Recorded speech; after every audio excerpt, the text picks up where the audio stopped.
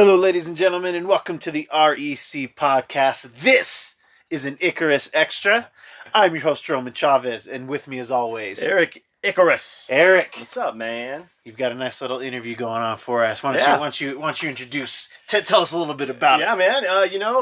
Been kind of hitting home runs with these, and managed to get a hold of Miss Kelly Thompson. Nice, writer extraordinaire. That's right. You might know her from such titles as Deadpool, Captain Marvel, Hawkeye, which is the bomb, and then West Coast Avengers. Mm-hmm. She's done some of her own literature. The Girl Who'd Be King is one of them. She's pretty awesome. She's just got a really cool personality. She's very kind of intense, honestly. Yeah. She's got a very way of explaining things, and kind of caught me off guard a couple of times with it in a good way. Yeah. Like, she was very disarming. She's intimidating, but in a good way. Yeah. She knows her stuff. Yeah. Just the way she describes the characters she's writing, it's like she really knows these characters. Yeah. And it just kind of made the books that I've read of hers a little bit more. Just gave it another layer to it, honestly. So, it was very fascinating, man. Yeah. Do you know her work, obviously? Yes, right? and I've been out of books for a few months now, but she was definitely coming on strong towards the tail end of my buying new books. I was getting her Captain Marvel run. Right. I got her entire 9 issues or whatever of West Coast Avengers. I have her Jessica Jones run. Oh, so, yes. And what's funny is that, when you've been reaching out and saying, "Oh, I'm going to talk to these people that you've been, fortunate enough to speak with," it's like I don't realize like how woven into my hobby that they are. Right. And Kelly Thompson is, for all intents and purposes, kind of the the female Brian Michael Bendis right now. There you go. Yeah, that's a perfect comparison in my opinion. She's writing a lot of really interesting titles. The fact that she is doing Deadpool is awesome because she's going to bring a new voice to a very established character. Not that she's not bringing voices to these other ones, but for me, having a female write Deadpool is always interesting. Yeah, sure. The sarcasm is going to be a little different. The way the jokes are told is going to be a little different. Oh yeah, that just goes person to person. Exactly. Everyone's sarcastic, but their sarcasm is different. Everyone's doing the remix, and I can appreciate that. Like Sprite Aruba Jam. Aruba Jam. Paw. Eric was fortunate enough to sit down with her over the phone and get another interview for the REC listeners. Yeah. So sit down, buckle up, and enjoy this ride. Oh yeah. Hi, this is Eric from REC Podcast. How are you doing? I'm well. How are you? I'm hanging in there, just doing what I can. Yeah. Yeah. I know, right? Jeez. Tell me about it. Are you ready to get this going? Yeah, absolutely. Sweet, dig it. So going back kind of to the beginning, I kind of read, or rather watched somewhere, that your kind of first introduction to superheroes was the X-Men animated TV show. Is that correct? That is correct. I think there's a lot of people of a certain age that came in that way, and I was one of them. Yeah, me too, actually. And do you? Go ahead. Oh, great. Oh yeah. I would just. Did you have like a favorite like episode from that series? Or was there one that kind of stood out to you? Well, I always liked the Rogue and Gambit stuff. I was a sucker for them. But I honestly think the memory of the first episode is like this really indelible, awesome thing. Like seeing Rogue fly through a mall and punch a giant robot in the mouth. It was just such a cool thing to me as a kid. I was like, well, I want this all the time. This is amazing. Right. And I'm also a really big fan of the end of that first season. That fight with the Sentinels was really a great sort of set piece. I love that episode. Oh, it's great. It's amazing. And, just being able to, how they had the courage to kill off a main character right off the bat. It was a little dark, I'm not going to lie. I was like, I'm a little scarred from that. But, yeah, so, getting into that, so did you start getting comic books kind of after watching the X-Men cartoon? Yeah, I'm not sure exactly what the timeline was, but my brother and I, my brothers and I, but my brother Scott was more into it than my brother Dave. We were watching cartoons and we found it and we loved it and we were obsessed with it. And I want to say within the next couple weeks, they came home. My brothers came home from the mall with my mom, and Scott came running into the room going, look, it's the girl with the cartoon. And he was holding Uncanny X-Men number 290, which has Storm on the cover in the rain. And that just sort of blew my brain wide open, and it was all over for me. I was obsessed. Oh yeah, that's a classic cover right there. As soon as you said that, boom, I knew exactly what you were talking about. Yeah. Just, so that was kind of the first way to get into it, was through that. Was the so you're growing up and you're going through. What were some of the more outside influences for you as far as growing up? Did you have like a favorite band during that time or favorite singer? Not really. I mean, I lived in Utah when I was a teen, and it was sort of a wasteland. We had a pretty good radio station, X93, that I liked, but other than that, it was sort of a wasteland of music. And I always say my brother's terrible taste in music is my fault, because as an older sibling, it was my job to like have good music taste and like influence him, and I just did not do that. I was slowly discovering stuff I liked, but mostly there was a lot of really crappy hair metal stuff, Oh, gee. Okay, fair enough. Like I had a Rat album. Like, what the hell? It's terrible. I wouldn't recommend that to anyone. I like to think my musical taste has gotten considerably better over the years, but I was a bit slow to that. And it definitely didn't influence me a lot. When I hear a lot of my friends talk about, their teenage years, like bands always play such an important role in their lives, and I really did not have that. It took me a long time to really discover music that I really responded to and that shaped me. Oh wow, yeah, that's kind of cool, because it's like almost like you grew into it rather than it, being there when you were growing up. So that's kind of a cool way to look at it, honestly, or way to get into the music. So, I mean, I like to think I put a lot of thought into it now, and that it's developed in an interesting way. So I don't feel so bad about it. And it's not like there was no music in my life. I mean, I was a moody teenager. I was certainly, playing music with the best of them to connect with my feelings or make my parents angry. But just, when I look back, I'm like, I was not really reaching outside myself to find new stuff. I was just sort of taking whatever was handed to me, and I ended up most of the time, and then early 90s, mid-90s, that wasn't great stuff. Right.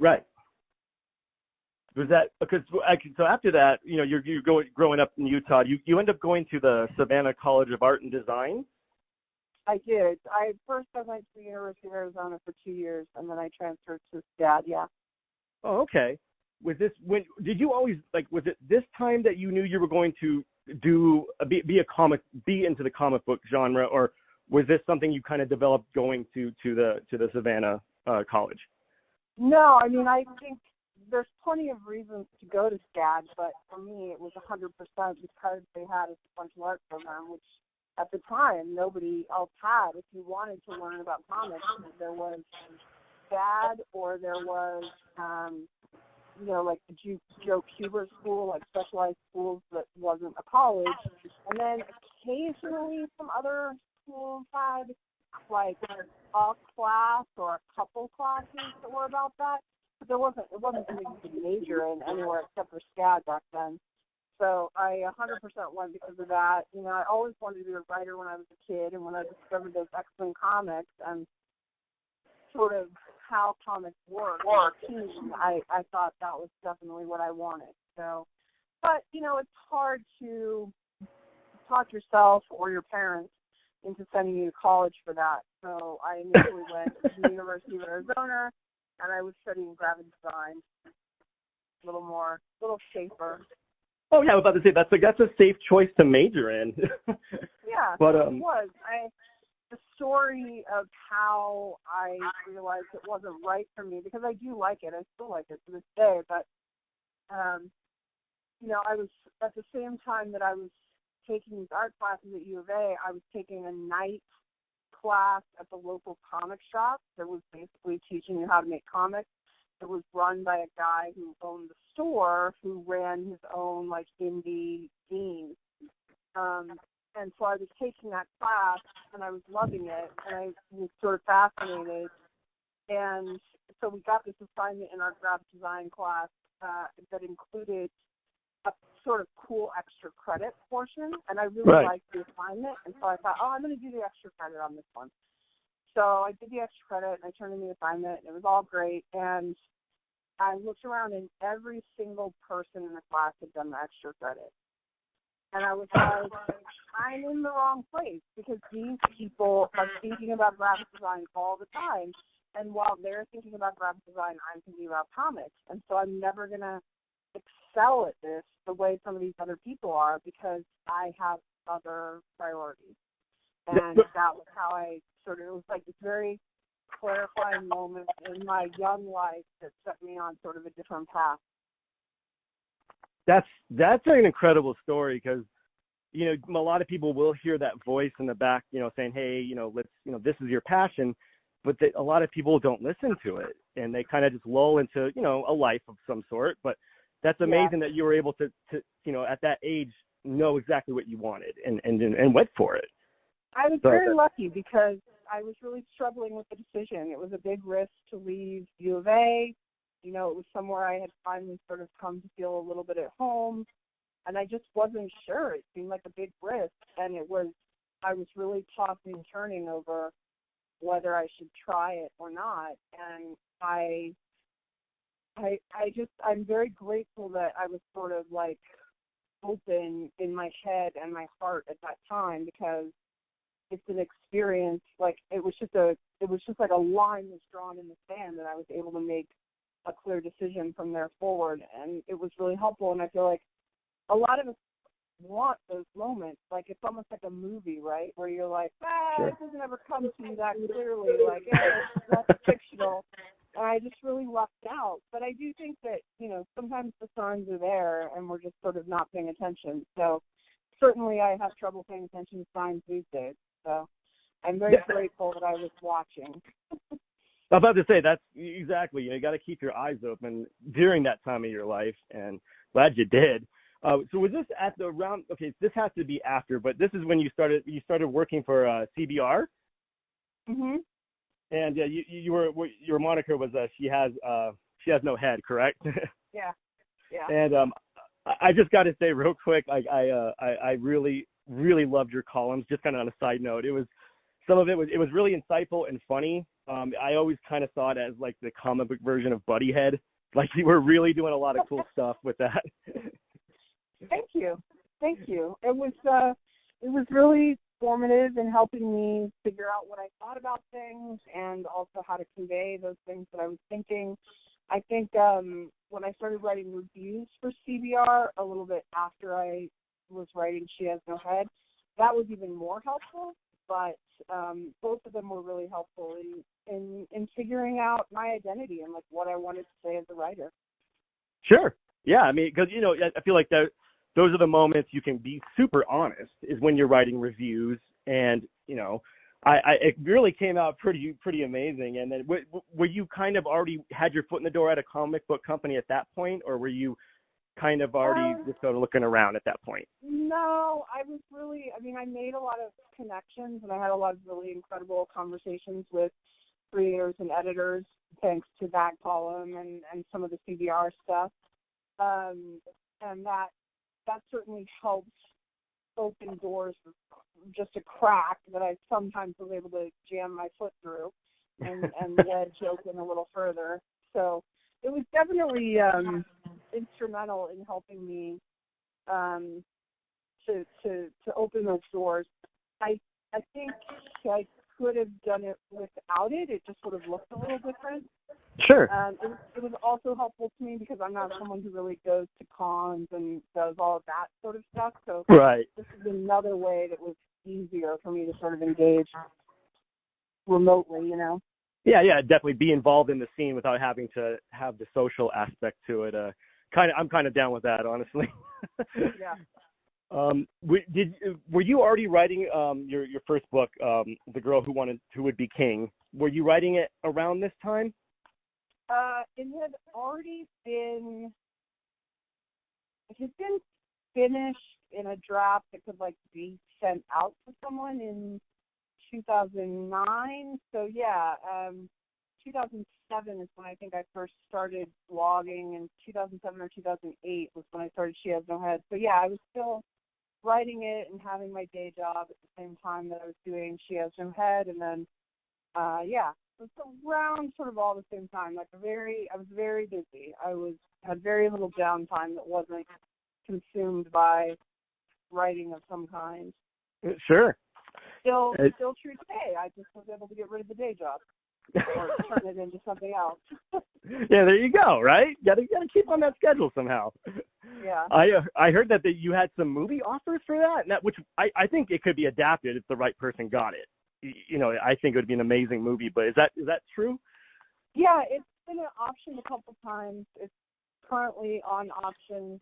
I've been working with a producer. I wrote a script. We don't love the script I wrote, either of us. I think it's a really hard movie to adapt to a film because of the dual narrative. Sure.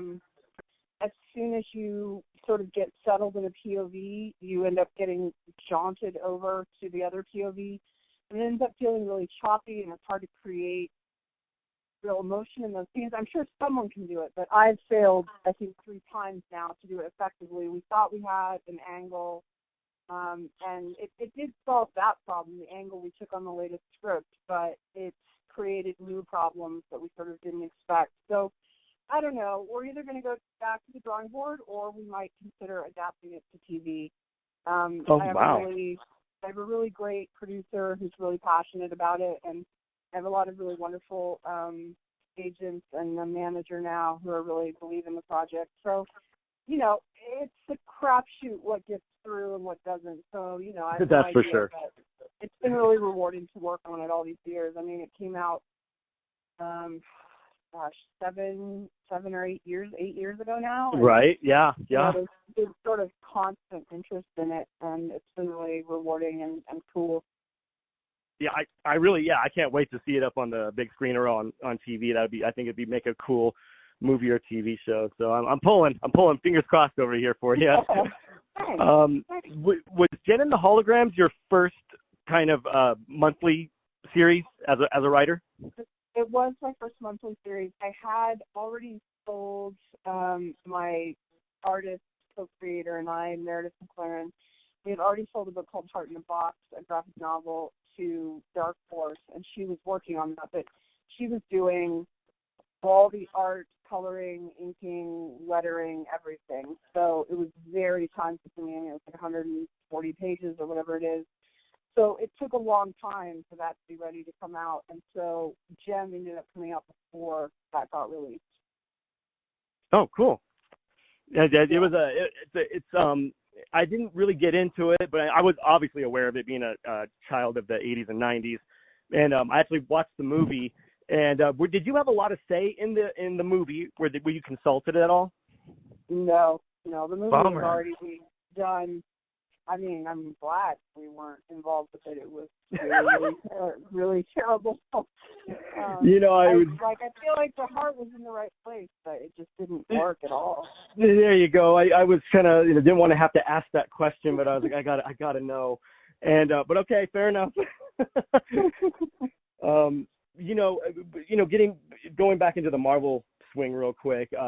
You started writing for Captain Marvel kind of right after that, I'm assuming. After Gem and the Hologram? Yes. Well, I wrote Captain Marvel and the Carol Corps. I got to co-write that mini-series with Kelly Thompson, and that was happening while I was doing Gem, yes. Oh, okay.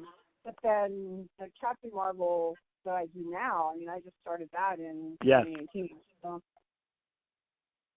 Oh, it's kind of a cool juxtaposition doing Jen and the Holograms, then going to Carol Corps, because again, I don't know how you explain your process or whatever, but it's every character you write sounds different. I don't know how you do it, but it's pretty intense. Like every character I've read of yours has a different voice. They have a completely different voice. I have to ask, did you have like a really eclectic friend group growing up just so you could draw upon that for inspiration? No, in fact, I had the opposite. We're living in Utah. It's like all white and boring. So, fair enough. I think I just, I would say that dialogue and sort of character stuff is sort of my strength, and I think I have plenty of weaknesses. Let's not talk about those. But for me, building a character, the dialogue all comes really easily so long as I do the early work developing the characters. If I do that, if I do my research, or if I'm creating something new, if I really do it the right way and build those characters correctly, there's not a lot of heavy lifting on the other side because I just know them well enough that I just know how it should sound. Okay. But there have been times when I don't fully flesh a character out early enough or something like that, and then I struggle with them. Huh. I would say a good example of that is the star character, Ripley Ryan, that I write for Captain Marvel that now has her own new series. Right. I had developed her, and I had figured what I thought I needed about her out for her role in Captain Marvel, and it worked fine. But then when it came time to do the miniseries, when I looked at what I had, I was like, I'm not sure I really know who this character is and like what her voice really sounds like if we're going to do a deeper dive. And so I sort of had to go back in and figure that out. But it ended up being a really rewarding experience, and I finally sort of unlocked her in the issue 1 when she just sort of made this joke when she was in this bar, and I was like, oh, there she is. I see her. Okay, I get it. And it like sort of started to open her up a little bit for me. So that's kind of the way the characterization. So I'm assuming if you get a book like you do A-Force, and then there's so many different characters. Did you have to do a lot of research for every one of those characters, or did you just kind of go, oh, I think She-Hulk is kind of like this, or? Well, I mean, I'm a big proponent of research. I think that you gotta know what you're getting into, and you owe it to the character and the readers to do your due diligence there. At Sure. the same time, there's a point where too much research starts getting in your way, and you sort of tip over, and then you're not creating anything new anymore. You're just parroting what other people have done. So there's sort of a fine line there. She-Hulk came really naturally to me. I'd already written Carol a little bit, so I felt like I had a handle on her. I was a big Runaways fan already, so I knew Nico pretty well. Singularity was not a lot about her out there, so she was pretty easy. The two that I was really worried about were Dazzler and Medusa. Dazzler I had never liked because I was a big Rogue fan, and Rogue and Dazzler used to have beef, and so I was not interested in Dazzler at all. But I was very fortunate because she was at a weird point when I inherited the character where she was sort of darker and tragic, which is not Oh, yeah. to be. And so while a lot of people didn't like that, what she was going through or her redesign, Ben Caldwell came in and gave her a sort of update that really worked for me and that made a lot of sense. And I was able to really dig into her a little bit, and I really fell in love with her. And from Medusa, at first I was like, I don't really feel how this sort of royal character fits into this. I'm not sure how to make her work, Right. especially when she's not the lead. And then I landed in this place where I let her be sort of like not her queenly self, as if she was sort of getting a vacation from being royalty, and she could like act out a little bit and be Right. busy and whatever. And I ended up having so much fun with her. I don't know if I'd be a fit for a Medusa book where she's more the royal one, but if we ever want to throw her on a team where people won't let her be the leader again, I'm all for it. I love writing her that way. I'd be so into that too. Ben Caldwell is this incredible sort of Rubenesque Medusa that was really gorgeous, and oh, totally. Maryland and Rowie, and I just wish we could see more of that kind of stuff. It was so fun. I was kind of going to mention that. I love the way everything kind of looks in that. It's it's different, and I feel like it catches my eye more than your traditional superheroine, the way they're drawn, or even superhero genre. You know, they're all drawn so perfect, and it's kind of a bummer sometimes, you know. But yeah, I don't even really mind the perfectness. I just object to them all looking the same, and some men too, but it's more noticeable with women, unfortunately, I think. Oh, totally. Yeah, I'm with you on that 100%. So when you're doing Mr. and Mrs. X, which is Rogue and Gambit, I really noticed that, you know, when this comic started, it's like you really knew how to write a relationship. It was like honeymoon phase. There was some arguments, and then it was very true to what normal relationships are like. And I mean, I don't know if you're drawing from personal experience or just seeing things, but it's amazing. Well, I've been in a relationship for a long time, so there's definitely some drawing on life, of course. But I just know Rogue and Gambit really well. I know their history really well. I sort of know how they should sound. And there was a great story about when I was working with Darren Shan, who's my editor, and when we were first pitching it and trying to figure out what it was, at one point I was like, and so they're in couples therapy and blah, blah, blah, and we'll be interspersing with this stuff. And he goes, no, nobody wants to read. Who wants to read about characters in therapy? And I do. I was like, everyone. I was like, what's wrong with you? Like, what kind of fan are you? I was like, people especially want to read Rogue and Gambit in therapy because they're messed up, man. Yes. I was like, you're crazy. I was like, this is what we're doing. I was like, I'll compromise on other things, but this is what we're doing. I'm so glad you didn't compromise. I don't know if you'd say I'm right, but I'm right. You are. I feel like reading your stories is the first time I started to kind of see the cracks in superheroes, like their psyche. Like, oh, they are kind of just like people. Like, I can relate to these characters more. So I'm glad you didn't budge on that. Thank you. I do have to credit, I think, Peter David, some of his X Factor stuff that I was reading when I was a teen really lodged in my brain.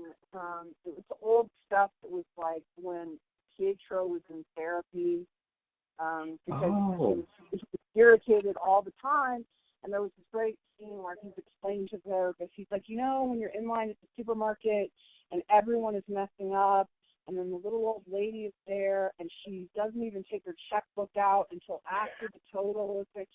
He's like, that's how my life is every day, all the time, for every second. Can you imagine how insane you feel? And I was like, God, that's powerful. Like, that is. Of course, I can suddenly relate to this character who's so arrogant and has such an attitude problem. But, like, I get it now. I would be a nightmare if that was how my life was. And so there are these things you experience, especially when your brain is soft like a teenager, right? That just totally, yeah. lodge in there and really change how you think about something. So I should have said that to Darren Shan. I should have said, Darren, I've been wanting to write therapy since I was 16. Get out of my way. And it's amazing. And the way it's done, again, hat and bravo, straight up. Like, I love it. You just keep doing it. Are you working on Deadpool right now? That's got to be an awesome change from, just because Deadpool is his own thing. Yeah, it's awesome. It's really fun. I mean, I think it's a little tricky right now because I don't feel super funny. The world is collapsing and weird, and so sometimes it can be hard to get in that mindset. Fortunately, not all my books are super funny. Captain Marvel is a little more serious, and so with Star and Black Widow as well. So sure, I only have to be funny about a quarter of the time, so it's okay. But it's a really it's a really awesome to cut loose. I'm sort of heartbroken that this month we were supposed to have 2 issues of Deadpool this month. Issue 5 and 6 are both sort of standalone issues.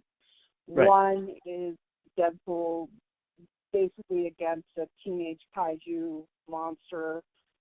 It's really fun. It's incredible. Gerardo Sandoval art. I think people would really dig it. I hope they will when they finally get to see it. And then the other one was Deadpool breaks into Krakoa to mess with the X-Men and that's awesome. a lot of stuff.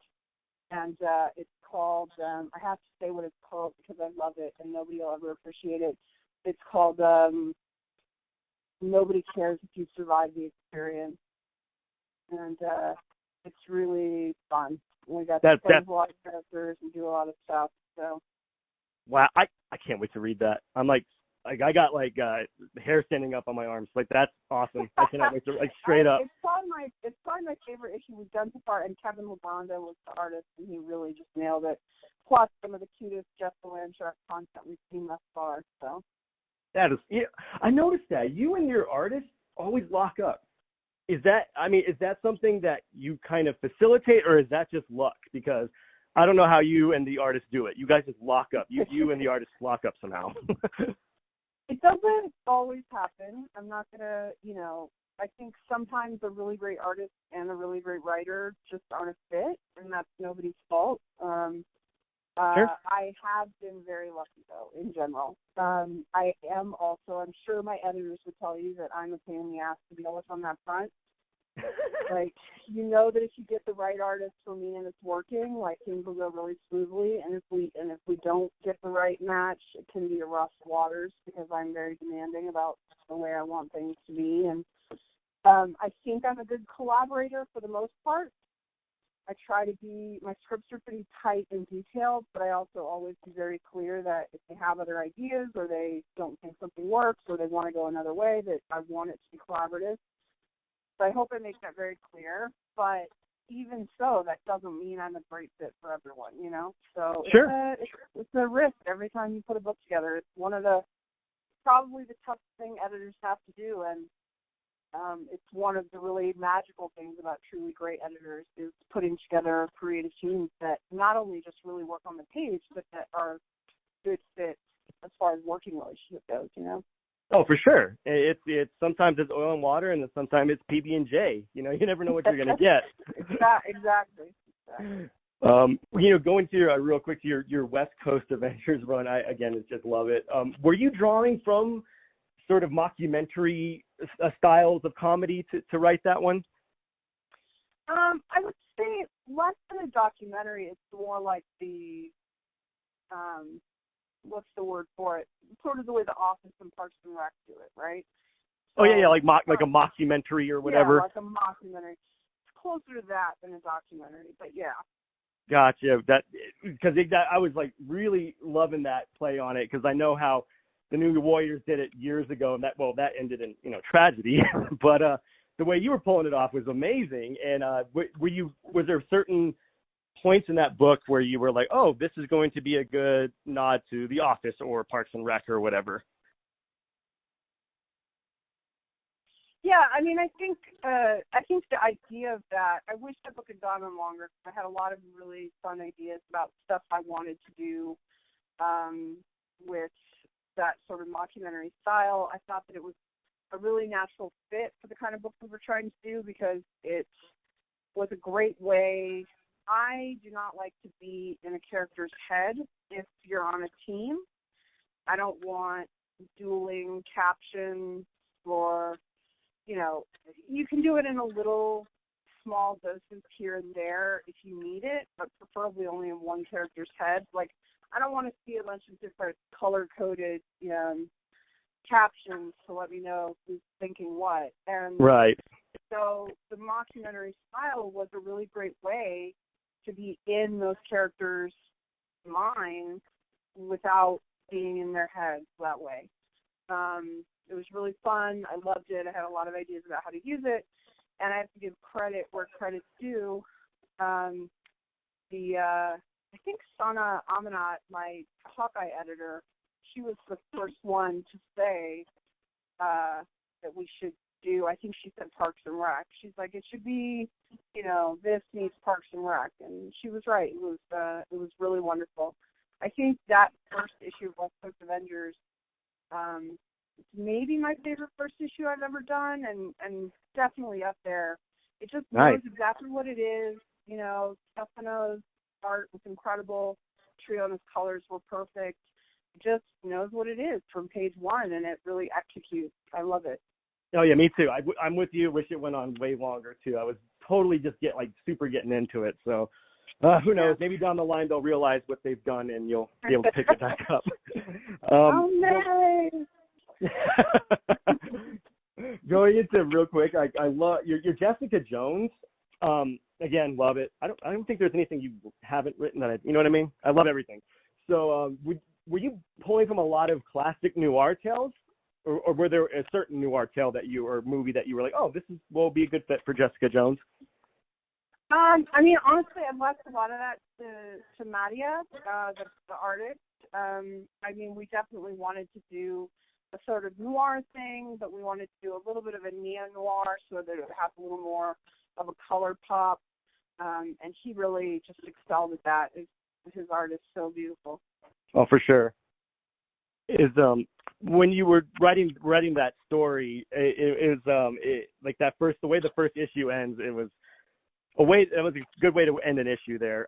Do you know for a fact, like when you ended it that way, you're like, okay, we got the readers right here? You hope so. I mean, listen, death is so overdone in comics that it's a bit of a high wire act, but I felt like we set up a good enough mystery that we could draw people back in. I hoped it went over pretty well. So I think it did. I think it turned that on its head, like for sure. I was laughing and kind of like, what just happened here? That is perfect. And that your Hawkeye, again, I mentioned this in our email that it's in my top 10.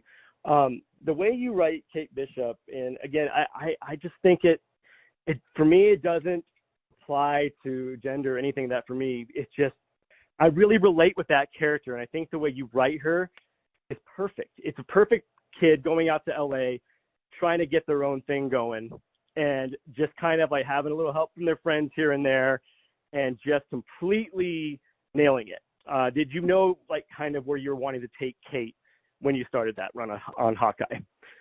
Yeah, that was actually the pitch that I was trying to get through the door when I was trying to work for Marvel, was the pitch called Hawkeye Investigations. Oh, nice. And yeah, and so it's pretty, I mean, we did a lot to it before we put it out, but all the bones are there of what I wanted to do. And I had set it in LA because I thought it made a lot of sense to do a story that wasn't in New York, especially because of what Fraction had already started doing with Kate in LA. I thought it made a lot of sense. But I didn't know if they would want to take it back to New York. It was one of the first things we talked about. I was like, this can work in New York, too. Like, I'm happy to do that. And they're like, no, we love the setting change. So we kept it there, and, I was really happy with it. That's a team, Sana and Charles putting together that team with Leonardo Romero and Jordi Belair and Michael Walsh coming on the alternate artist issues. Just clicked, man, from go. It was just really, in comics is never super easy, but that's about the easiest it's been, where everything just clicked. It was a nice, smooth ride for that. That's awesome to hear, because it seemed like everyone was having a blast working on that. Yeah, we really were.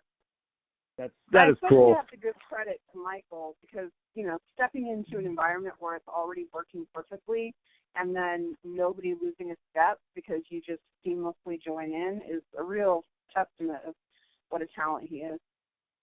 Oh, for sure. That's awesome. When you were taking the reign or taking over for, Kate Bishop, were you super aware of Clint Barton? Were you a Clint Barton fan? And were you like, okay, she needs to be kind of like this away from Clint, just completely different character?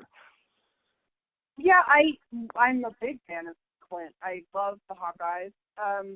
So my take on why I write Kate Bishop the way I write Kate Bishop comes almost entirely from Fraction's run. And to me, in his run, and I have not run on any of his past him, so it's just my theory. Sure. To me, he writes very different Kates there. He writes one Kate in New York with Clint that's a very competent, highly competent, a lot of attitude, whatever. And to me, that is Kate through Clint's eyes. But when Kate goes to LA and she's on her own, we see she's a lot messier, she's a lot goofier, she's not figured it out in life. I mean, it's very sort of Hawkeye qualities about her. And that's Kate from her own perspective. And so because our book does not have Clint in it for the most part, she needed to be more of the LA tapes that we saw in Fraction and Wound stuff. Right. And so that was sort of part of my approach to it. I tweaked her a little bit when Clint enters towards the end. She suddenly feels a little more confident and a little more together in contrast to Clint. But I think they're very similar characters. And it's only sort of Kate being around Clint that makes her look like she's got it more together. I mean, she is younger than him, so, she's going to be more together than Clint in general. But, they have a lot of these Hawkeye qualities intrinsic in them that sort of never give up, right, constantly being injured, a boundless enthusiasm for whatever they're doing, like, playing on an incredibly hard field with no powers, surrounded by powered people. Right. Takes a level of sort of both moxie and skill that is sort of unheard of, and that's a very particular kind of person, and so they have a lot in common. And wow, that's awesome. Yeah, that's everything you listed off. That's why I love the character too. That's pretty awesome. Cool, right on. Would you be down to, like, I mean, I think we all would, but do you think it would ever happen? Do you think we'll ever get a Young Avengers in the MCU with a Kate Bishop? I think they'd be crazy not to do that. Right? It seems like the next step, doesn't it? I mean, especially I think so. The way they left things in Endgame really feels like, let's move on to the next chapter, and I'm sure it will include a lot of those same people, but it should also make room for a lot more, Oh, for sure. I mean, I don't know how the business works, obviously, but are you wanting to I know you said you are doing screenplays for your book. Are you working on trying to get into screenplay writing for maybe the MCU, which I think would be amazing? I certainly would be delighted to talk about that stuff with them, but it is a little complicated. It's also not something I can really talk about in any detail, so. Oh, got it. Fair enough.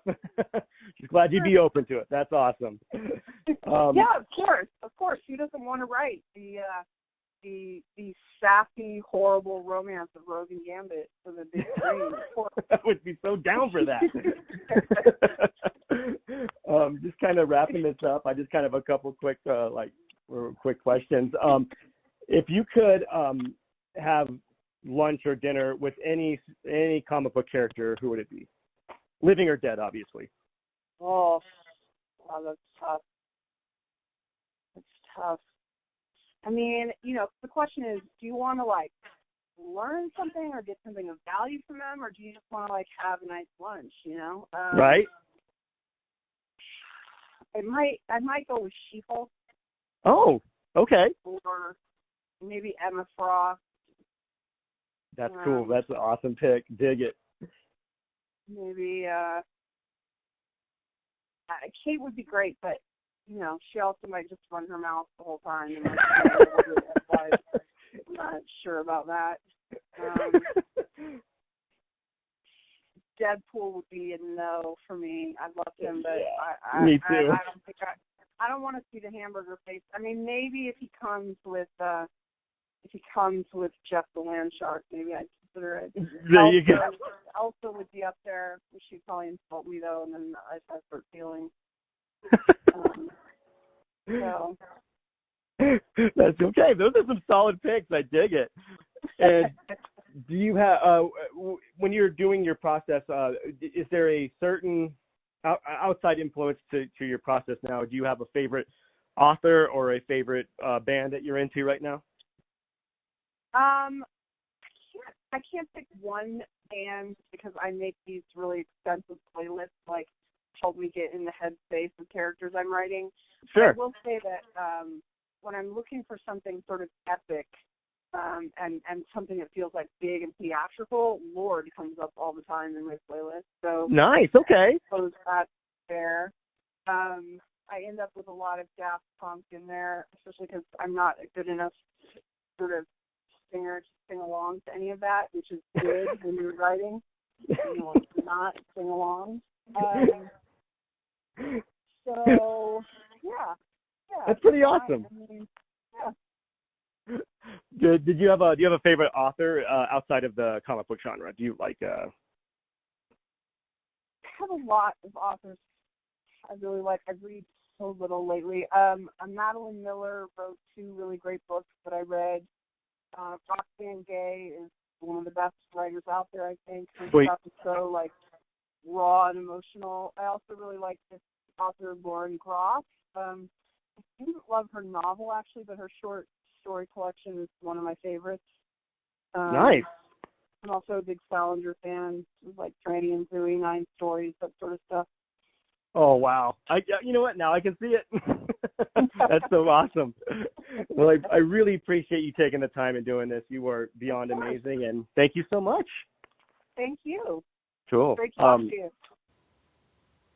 Well, I see what you're saying. She was man. She had a lot of she had a lot of interesting answers. Yeah, totally. And it's funny because your first 2 kind of interviews were more with artists. Yes. And this was the first time that you'd really done a writer full time. Yeah, full-time writer. Yes. You know, somebody who doesn't also do art. Right. And you feel it in the answers. Oh yeah. I'm glad that she actually took more time with you than we normally can get. Yes. You know, yes. this was she was super generous, man. That's awesome. Yeah. It's nice to get something that it just kind of seems like you both just got lost in the conversation. Oh yeah, absolutely. And you know, what was cool and comforting about her was she got into comic books the way a lot of people from our generation did. Yes. Through the X-Men cartoon. Oh yeah. So there's that certain like camaraderie there. Like, oh, we saw the same thing and we experienced the same thing. Yeah, listening to that part, just opening up with that, which I thought that was a great line of questioning to start off with, was like, oh,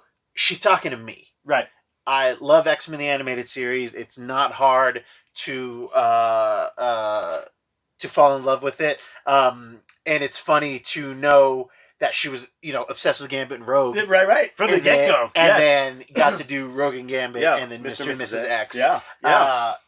It's awesome to see those things and to be able to relate to them. And, who doesn't love that story? Oh, for sure. Who doesn't love that story? Oh, definitely. And, the way she writes the psychology of a character is something that I didn't see a lot in comic books until I started reading her stuff and then even actually researching it a little bit more.